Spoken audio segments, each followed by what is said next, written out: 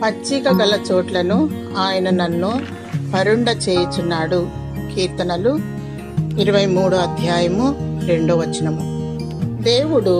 దేవుని సన్నిధి, ఆయన వాక్యము మనలను సేదతీర్చును.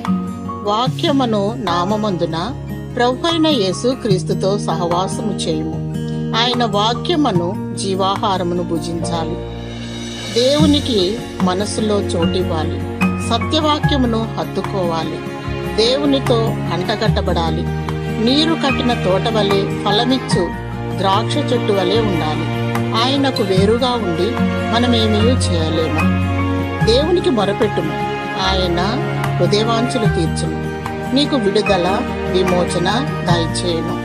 నిన్ను సమభూమి గల ప్రదేశములో నిన్ను నడిపించును. పచ్చిక గల చోట్ల నిన్ను పరుండ చేయును. మేలుతో నీ హృదయాన్ని తృప్తిపరచును. ఆత్మఫలములు కలిగి వర్ధిల్లుము. ప్రేమ, సంతోషము, సమాధానము, దీర్ఘశాంతము, దయాళత్వము, మంచితనము, సాత్వికము, విశ్వాసము, ఆశా నిగ్రహము కలిగి దేవుని రాకడ వరకు నిష్కల్మషముగా, నిందారహితముగా సిద్ధపాటు కలిగి వేచియుండుము. దేవుడు తన రాకడ పర్యంతము వరకు నిన్ను బ్రతికించునుగాక. ఆమేన్.